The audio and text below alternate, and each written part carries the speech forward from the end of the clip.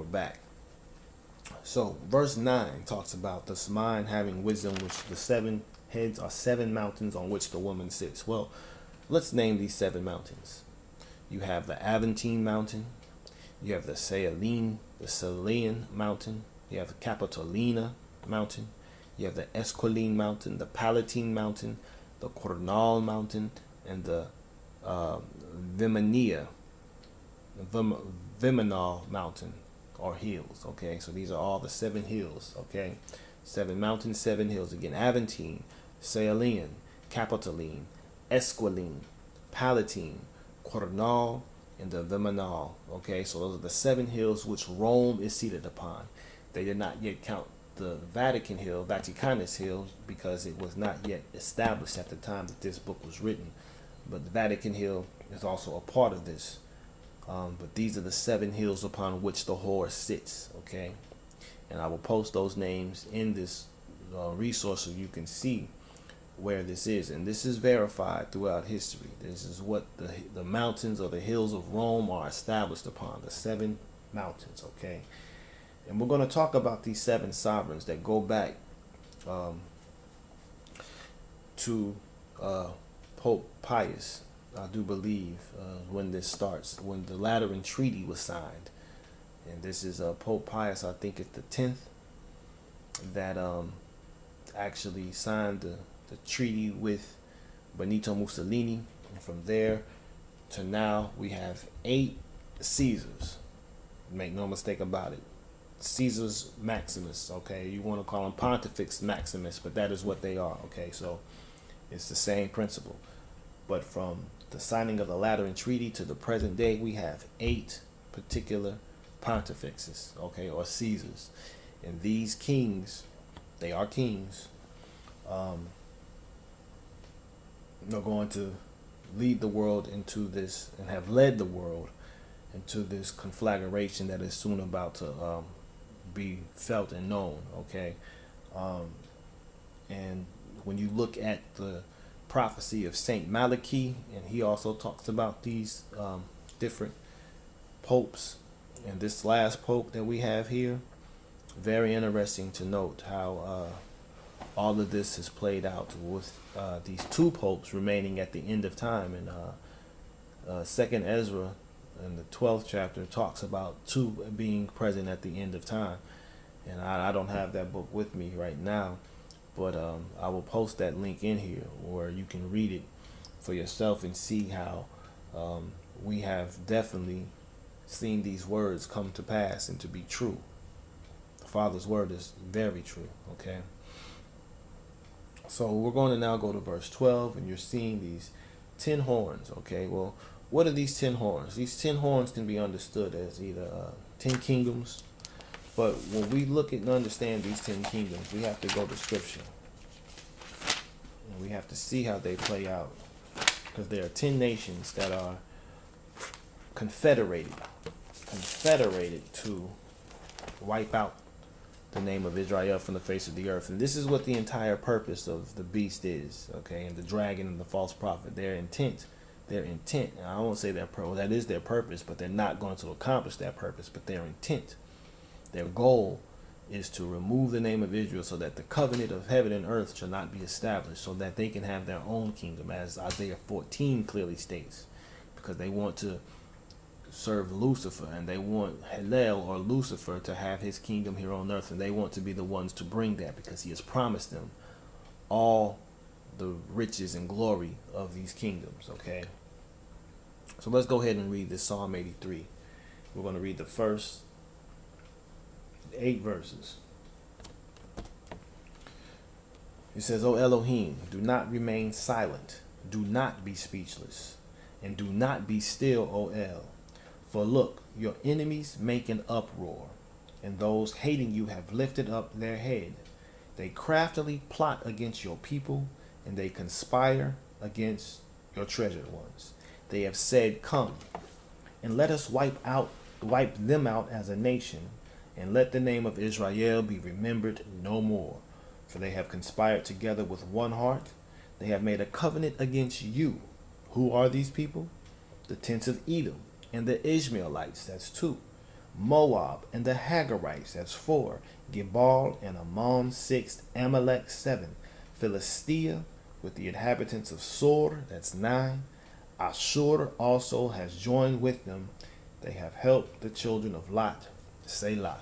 So these 10 horns, these 10 nations, these 10 kingdoms, start with Edom, the arch nemesis of Israel, which is his own brother. Okay, Esau. These are the descendants of Esau. Ishmaelites. These are the children of Abraham's son through Hagar. Okay, who also was against the promised seed. Ishmael was against Yitzhak. Okay. Moab and the Hagarites. Moab, of course, being one of Lot's incestuous children.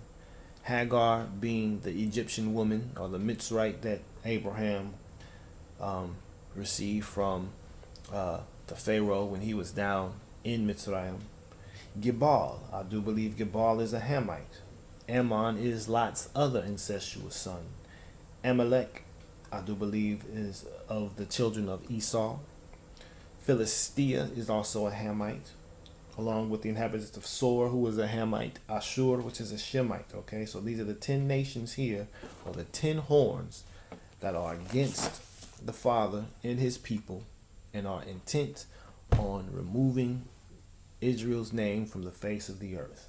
Okay, so that is who these 10 nations are, and they give their mind and their authority over to the beast, and their power over to the beast, and they have one mind, and that one mind is to remove Israel from the face of the earth. That is what their one mind is. Okay, they'll fight with the Lamb, verse 14, but the Lamb shall overcome them, for he is master of masters and sovereigns of sovereigns. Of course, we can see this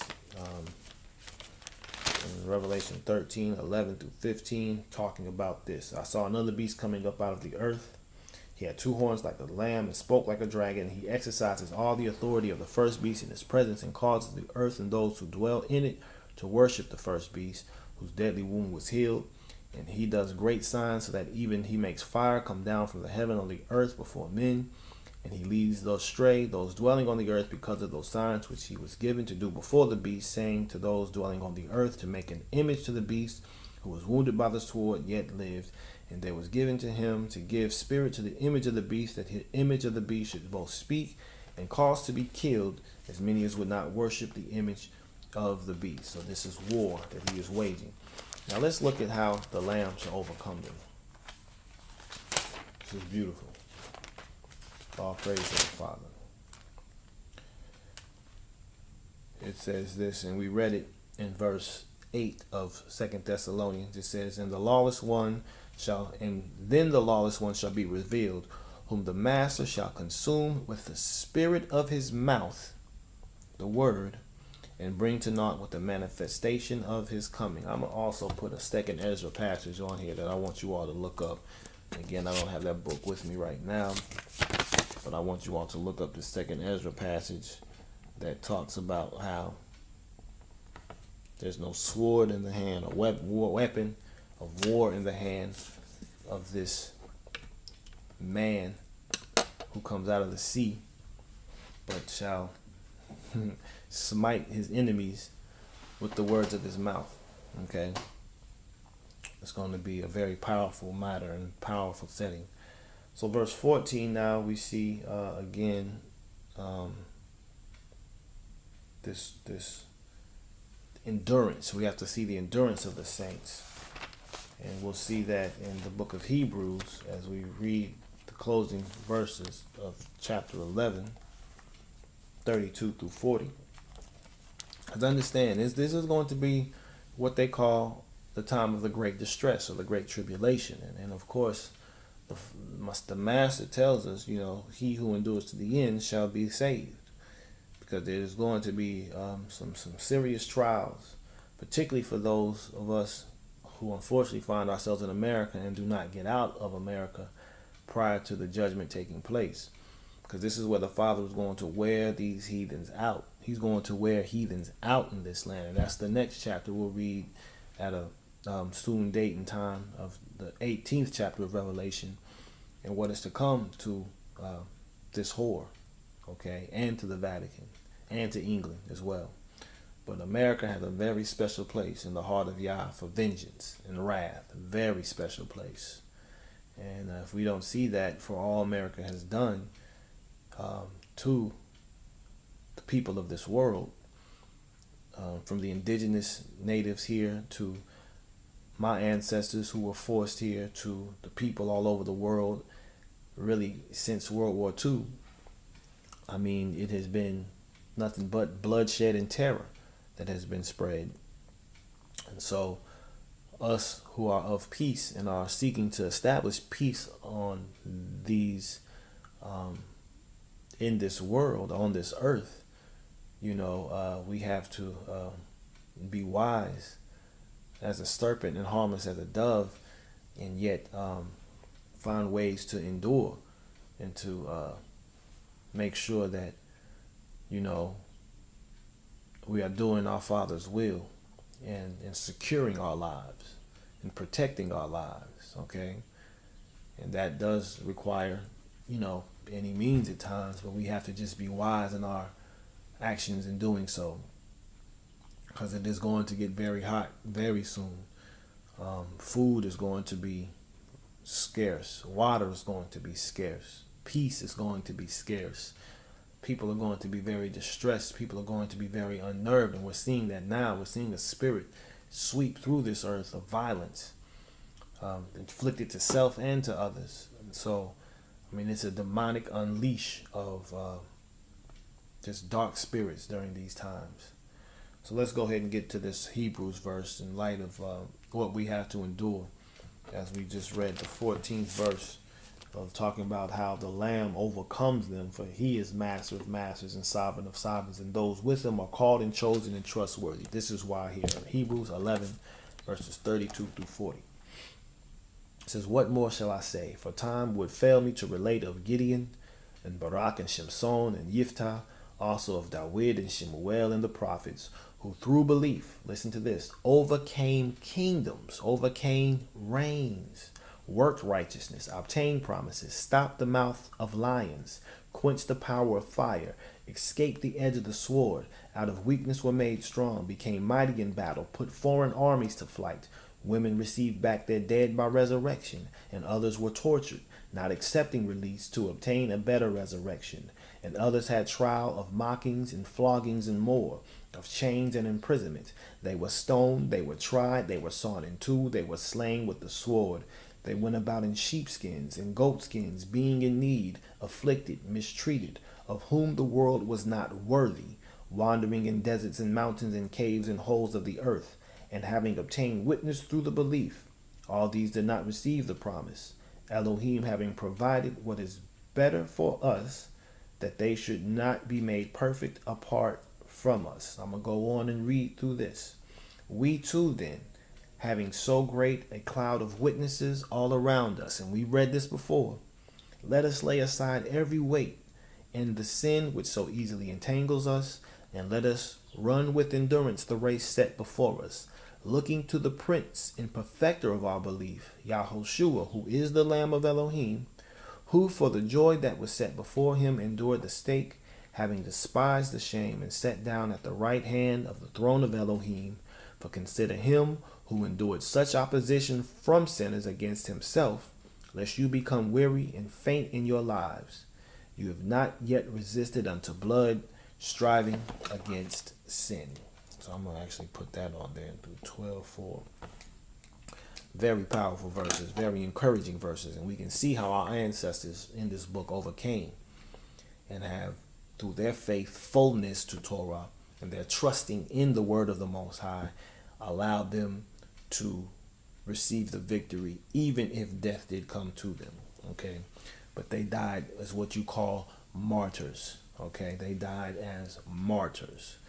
One of the most profound books to read that is not read typically at all in many circles is the book of 1st and 2nd Maccabees. I will even say 3rd and 4th Maccabees. Read those books if you have not read them, because they show how they resisted the third beast to the degree of some people even willingly being tortured as opposed to eating swine, pork, pig. They did not want to eat pig and offend the covenant to the degree that they were willing to endure torture and give up their life, because they were like, man, please, this is my way of life. I'm not laying this down for you, you uncircumcised heathen, you idolatrous infidel.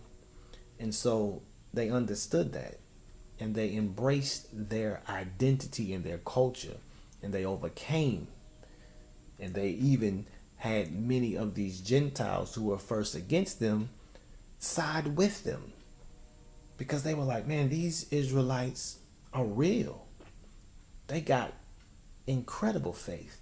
I don't even got faith in my doggone self like this. You know what I'm saying? So this is what we have to stand on. Where are those who stand for what they truly are convicted of and believe, and are willing to, even if need be, prayerfully that's not the case, to lay their life down for that matter? This is what we have to consider as we go up against this beast, because this beast is not playing either.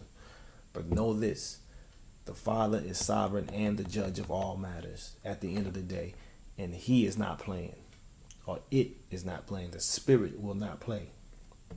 Okay?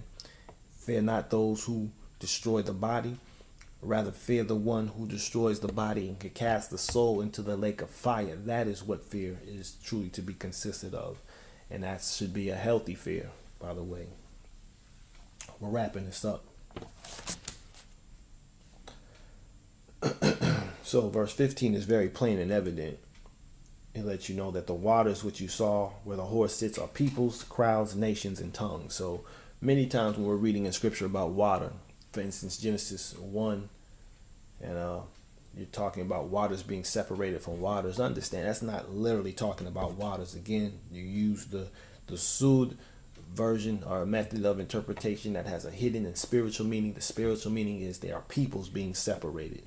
This woman sitting, or this horse sitting on many waters, is telling you plainly in apocalyptic literary devices that the waters are peoples. Okay, so whenever you hear that word water, you also want to think of people. Okay, there are also people related in that, just like light and darkness. Okay, you want to think of that. When you hear light, you want to think of the children of light. When you hear darkness, you want to think of the children of darkness. This is one of the ways that we can crack this scripture and understand it. Okay, these are devices used that are revealed to those who are aware of them. Okay, aware of them. So verse 16, the 10 horns which you saw on the beast, these shall hate the whore, and lay her wasted naked, and eat her flesh, and burn her with fire. Let's look at Leviticus 21:9. Why are they going to burn her with fire? Well, the law always has answers to why things are done. It says this. Let's go back. Verse 4. A leader does not defile himself among his people to profane himself. They do not make any bald place on their heads, and they do not shave the corner of their beard, and they do not make a cutting in their flesh. They are set apart to their Elohim, and do not profane the name of their Elohim, for they bring the fire offerings of Yah, and the bread of their Elohim shall be set apart. They do not take a woman who is a whore, or a defiled woman, and they do not take a woman put away from her husband, for he is set apart to Yah. And you shall set him apart, for he brings the bread of your Elohim. He is set apart to you, for I, Yah, setting you apart, am set apart. Listen to this. And when the daughter of any priest profanes herself by whoring, she profanes her father. She is burned with fire. There you have it, okay? This is why this whore in Revelation 17 will be burned with fire. And we'll read that in the next chapter at a much sooner time. Okay, so let's read this again. The 10 horns which you saw on the beast, these shall hate the whore, and they lay her wasted naked, and eat her flesh, and burn her with fire. This is why whores according to the law, are to be burned with fire. Okay, now, I'm not saying go out and find a whore and burn with fire. That's the last thing we do here in this society. But once we understand how judgment is to issue for, that is to be the matter. Okay, that is to be the matter. Let's look at Genesis 38 and 24.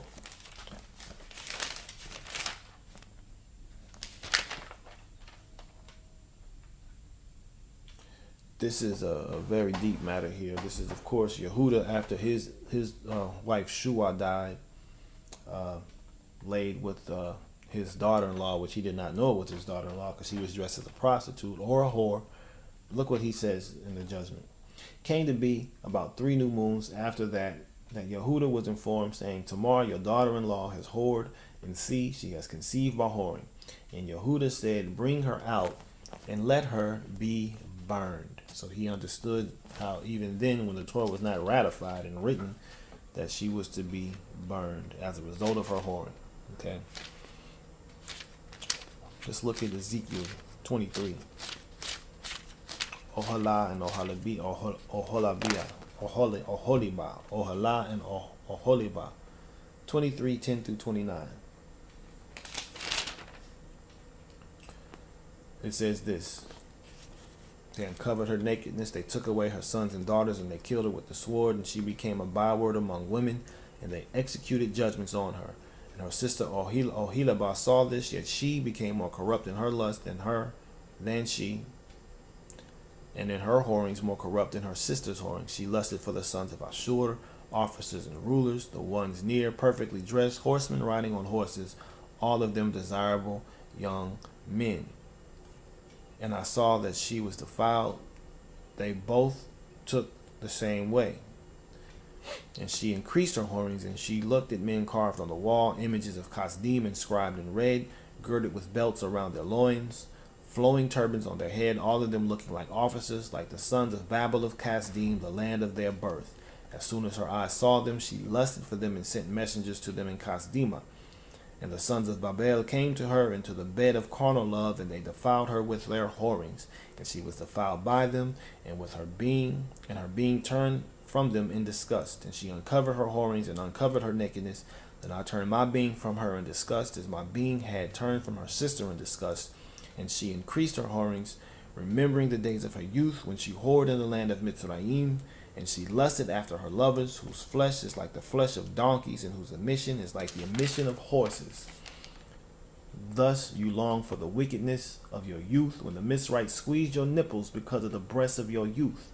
Therefore, Oholibah, thus said the Master Yah, see, I am stirring up your lovers against you, from whom your being turned in disgust, and shall bring them against you from every side. The children of Babel, and the children of Kasdim, Pekod, and Shoah, Koah, and the sons of Ashur with them, all of them desirable young men, governors and rulers, officers and men of name, all of them riding on horses. And they shall come against you with battle axe, chariots and vehicles, and with an assembly of your peoples. They shall set against you armor and shield and helmet all around.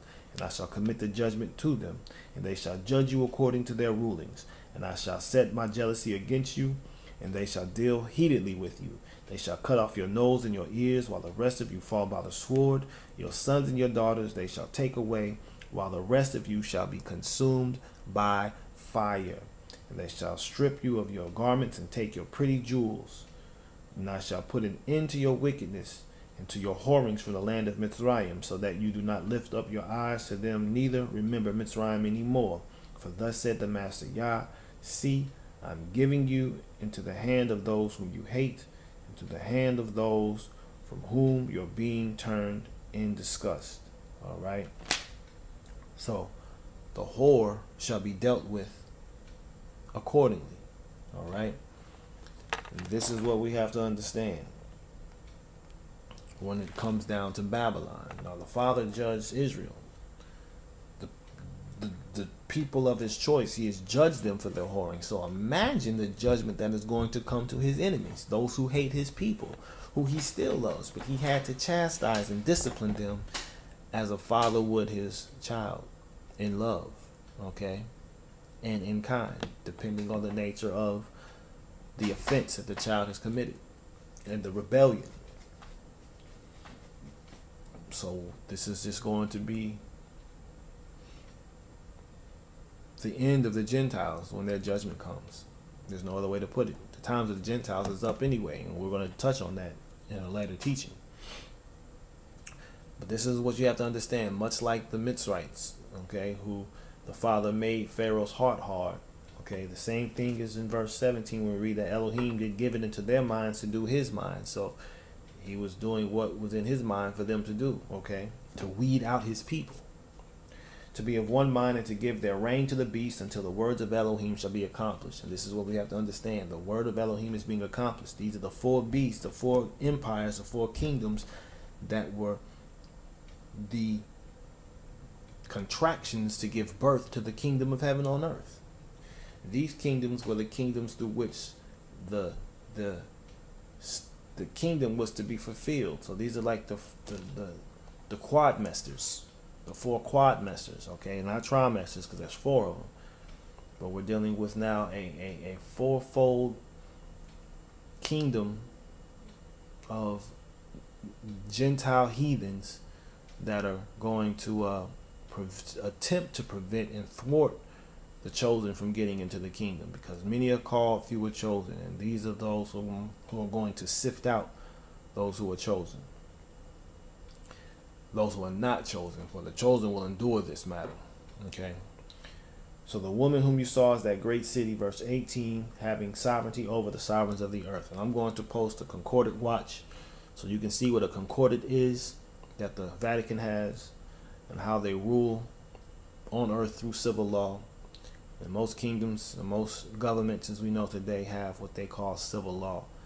And Rome, of course, is the founder of the Justinian Code, or the civil law code that Caesar Justin incorporated into his rule, is now what rules pretty much all of the world. Democracy, whatever you want to call it. This is truly Rome's world that Lucifer has given to Rome. And everything does lead to Rome in the world. But this is why Israel has to stand up in order to bring everything back to Zion, the true eternal city. And so we're lifting this whore's skirt and exposing her for who she is. She is Rome. She is the United States. She is England, the United Kingdom. She is Christendom. She is Talmudic Judaism, Zionism. She is also Islam. Okay. Those are the three unclean beasts, or the three unclean spirits, out of the mouth of the dragon, false prophet, and the beast, as frogs. And those are the empire of the city. Again, Vatican, the United States, and the United Kingdom. And these are the players that are bringing the world into this judgment and deceiving the entire world and causing them to fall and worship the beast, the dragon, the devil, Lucifer. So we need to make sure that we're doing what we need to do to find ourselves not in that matter and our names written in the book of life. Because if your name is not in the book of life, you will fall to this. That is what is written. That's not my belief. That's what is written in the word. That's why we got to find ourselves continuously in this word. And so with that, I'm going to go ahead and close out and pray that these words have been encouraging, insightful, revealing unto you, and edifying, challenging even, because we need to challenge ourselves and grow. Growth is crucial in these times, and we need to make sure that we are pulling out all that we need to pull out from this word and applying it to our lives so that we can walk in accordance with the will of the Father. So with that, Yivarechecha Yahuwah vayishmerecha, Ya'ar Yahuwah panav alecha vayichnucha, Yisa Yahuwah panav alecha vayisam lecha shalom. May Yah bless you and keep you. May Yah cause His countenance to shine upon you, be kind unto you. May Yah lift up His face unto you and give you peace. One love, shalom alechem. One love.